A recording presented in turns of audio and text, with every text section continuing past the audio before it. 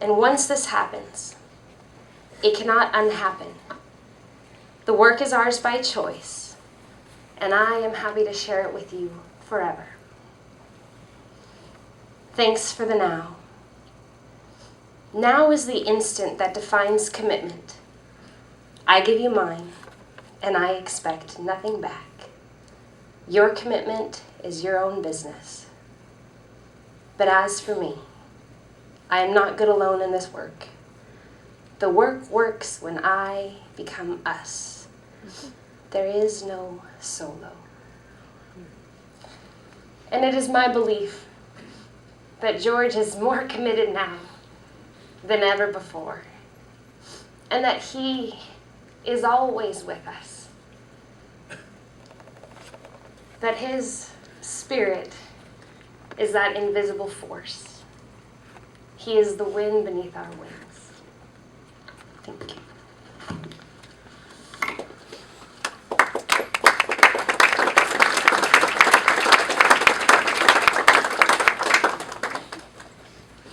Next, I would like to have Mike Evans. For those of you who don't know him, he has been our Omega-2 facilitator for as long as I can recall.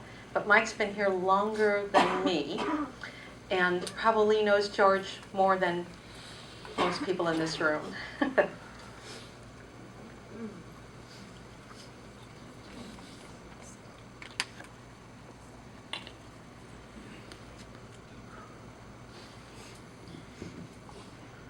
About George. Excuse me. I started with him years ago, and all I saw from him year after year after year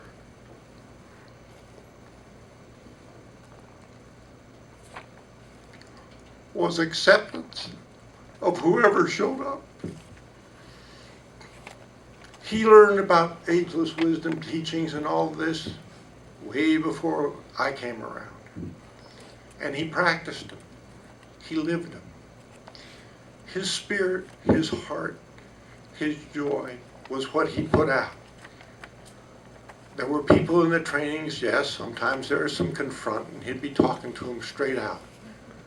But nobody ever sat with George or stood with George for any length of time and didn't have a touched heart, a touched spirit, a lifted soul, even when he was affecting them in some way that they may not have liked at the moment. He talked and dealt with humans with compassion at a level I have hardly ever seen in my life. He didn't talk from George. He talked from his beingness. He talked from his spark within. And somehow people got that. You found out about this from somebody else who found out about this from somebody else. The reason we're all here is because he touched people, person after person after person after person. One time I told him thank you for something he had taught me. And he kindly said, "You're welcome." And then one time I told him, "Thank you for changing my life." And he said, "I'm just here to help." That was George. He was here for whoever to help them to proceed with their life. And that's how George reached out. And without him, the world would be different, because of all the people that's progressed from person to person. George's heart, George's spirit, George's divine being, whatever you want to call it, was reaching out to help humanity time after time after time.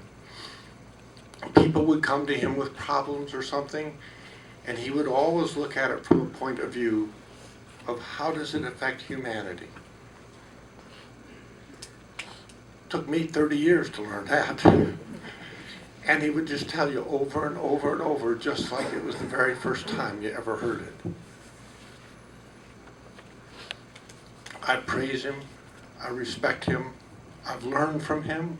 I've changed from him. And the best that I can do for my relationship with him is to continue and help the rest of the world, rather than just a few people or myself or something like that. George's compassion reached out to everybody much farther than any of the sayings and the talk that he did, I think. But he knew his material when it came from the heart. He just spoke it and people got it. That's the most significant thing I think I've learned from him in 30 years of being with him. He could touch people. And I was proud to be associated with him. He just was a gentleman, and I loved him dearly.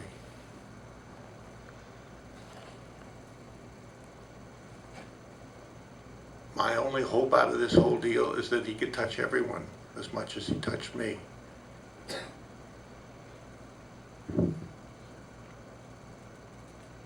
I spent time with him at the end, and like Nicole said, some days we'd come down here and he didn't even know what he was doing necessarily when he would be here. But he'd say, I have work to do. I have people to take care of. I have stuff to teach. I have stuff to do. He continually thought of everybody else, and he never thought of him, which to me is an example of a great being, which George was. I'm glad to have known him. Henry. So Joe, if you want to go ahead and get the video, what we're going to do is we're just going to play Linda's video on the curtain. You may not be able to see quite clearly, but we mostly want you to just hear what she had to say. So Michael, if you'll drop the lights. I just saw you there. Hi, Michael.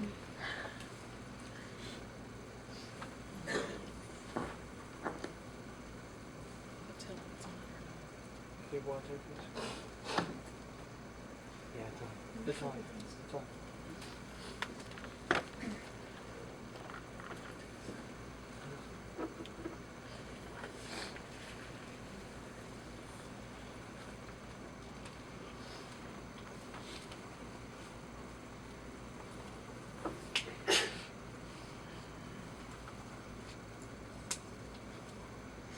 Feet high.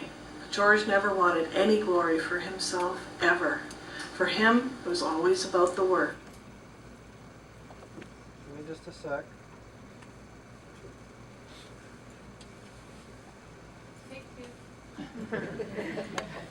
The work.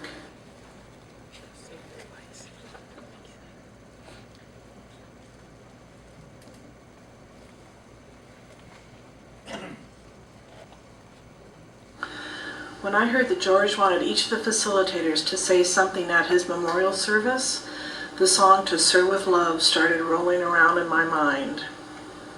How do you thank someone who has taken you from crayons to perfume? I was 27 when I took Omega 1 and met George, and I have been learning from George my whole adult life. The song goes on to say, if you wanted the sky, I would write across the sky in letters that would soar 1,000 feet high. George never wanted any glory for himself, ever. For him, it was always about the work. This, to me, was one of the things that made George so unique, and in my mind, a master and the wisest man that I have ever known. He had no ego. He gave with a simplicity and purity that I have never seen in another. He served without expectation and without judgment, always allowing, selfless, and humble. Omega has existed for over 34 years without ever charging. No one ever gets paid. It is a gift of pure service that to me is something like a miracle. There's nothing to join. If you want to stay and serve, then serve. If you want to go elsewhere, go. He had no attachment or expectation, and neither of those were preferable to him. The work is to be given away anywhere. I have tried many times in my own feeble way to thank him and tell him how much he meant to me and how much he has inspired me, that there's no way to measure the influence and ripple effect that he has had. But he'd always turn the tables back on me, thanking me. That's what George did. When my father died, George sent me an email that said this: I assumed that life and death were separate, so I placed a divider between them. That's when I began to see death as the end of life. It never occurred to me that death is the continuation of life, and now I see death as the means of a new life, not as the end of old life. I now realize that continuation as the primary role of death. Death is the introduction to each new chapter in the book of life. Nothing ends. To imagine the end of anything is like trying to divide the indivisible. George also said something like this: it is better to teach someone how to die than how to live. Well, George died how he lived, with surrender, acceptance, allowing, humility, and teaching us the whole time. I think that George's long and slow transition served its own purpose. It allowed us to get used to the idea that Omega could and would live on without him being physically present. He chose Anne-Marie to direct Omega, and his long-term illness has allowed her to take the reins under his continued guidance. The transition has been so slow and seamless that the people coming through Omega over the past few years know Anne-Marie as the director and senior facilitator, and George as the founder of Omega. Also, Anne-Marie's sacrifice in caring for George over the past 8 years has, I believe, been a crash course in spiritual evolution for her and has helped prepare her for taking the reins. George said that to serve something you have to love it, and to love something you have to understand it. George lived his life dedicating to loving, serving, and understanding the work. Some of you may remember Mark Lewis. He was a beloved facilitator of Omega Vector. When he passed away, George wrote these words about him, and now I'm going to say them about George. George Addair was born in the hills of West Virginia in August 1931. No one suspected that he was destined to play a major role in the emancipation and education of human beings. The golden rule was his rule for life, so he gave his time freely as the founder and facilitator of Omega Vector seminars for over 34 years. He taught people how to think and act in order to liberate themselves. George has moved on to the next level of life on June 27th, 2012. No one knows what his duties are now, but I would like to speculate. I suspect that he is a lot like Lincoln, who continues working to free all of humankind. He knows the job is unfinished as long as there is one slave in the fields, the workplace, the classroom, or in the home. He is a lot like Emerson, who breathed life into words and sent them forth to spread wisdom and beauty. Like a child, he somehow knows that humans have a soul to be awakened, and only a few can do this, the few who keep the process of evolution in motion. All steps and phases of human life are sacred, both living and dying. True servers, like George, are content to serve in both worlds, one at a time, and that is a great achievement. Those who care for us here do not desert us over there. Why do I ponder that George knows this and that he is content? Because I know his heart and mind intimately. You can know him too. Look at the picture. Look into his eyes and you will see his soul. Look at his face and discover his caring heart and mind. Omega loves you, George, all 60,000 plus of us. And George, I for one will carry on with the work. I love you.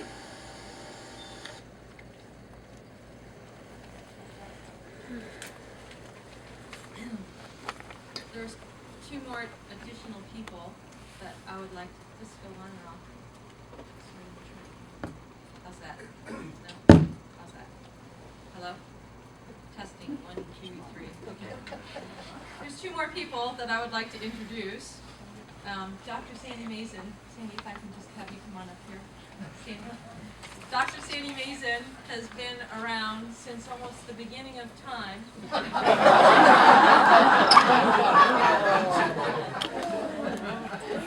Omega time! Sandy flew down from Alaska to be here with us this evening. George loves Sandy dearly. I know that George and Sandy had a great working relationship. They worked side by side for many years in this organization. So I'd like to have Sandy just say a few words to you if you don't mind as well. I'll keep it few. Thank you. Wow, what a picture this is. How did we begin each training? Hello. I want you to be here on time. I really have very mixed feelings about being here. A lot of sadness for the loss of George. But a lot of joy about seeing so many familiar faces. Names I don't remember, but faces. There are three words that really epitomize George for me, among all the other words that people have shared. Giving. George was the most giving person I've ever met. Many of you have said, Omega changed my life. Oh, believe me, George changed my life. In giving, there were times when people outside of Omega wanted to have us charge to attend the program. And at one point, George finally broke down and agreed to do that. I can't remember how long it lasted, but it wasn't very long. He could not handle that. It took away from the gift that he wanted to give to people. Tell you a little bit about how I got involved with Omega. Valerie's probably responsible for that, so you can blame her. She was a student of mine at that time, and I was teaching big professor at the Arizona State University. And she said, you ought to go to this and give George some kind of evaluations back. Tell him a little bit about how he's doing. So I went. I was shocked. I was shocked. And at lunchtime, that first day, the feedback I gave George, if he hadn't quit, I would have been very surprised, because it was very negative. But it didn't last long. After being there for one training, he had me hooked, and I mean hooked. George was also a very loving person. He gave love. He taught us how to love. I can remember so many evenings when George and Evelyn, Valerie and I would spend time in the apartment talking about what we're going to do, how we're going to do it. It always seemed to work out. It always seemed to work out. Well, probably the most painful thing about learning from George was honesty. And yet, he was never dishonest with anybody that I ever knew. He sure was never dishonest with me. And some of the honest things that he did in helping shape me were some very painful experiences. But when I said that George has changed my life, he really has changed my life in many, many ways. And I hope that I was helpful in bringing some of that concept to some of the people who were graduates of Omega, who went through trainings. Both me, Valerie, Mike, so many of the rest of you. Anne-Marie, I am so proud of you for taking over the way you have taken over and what you're doing here. And you say it's not about you, but at one level it is, because George lives in all of us. It's a fantastic experience. Thank you. Thank you for being here.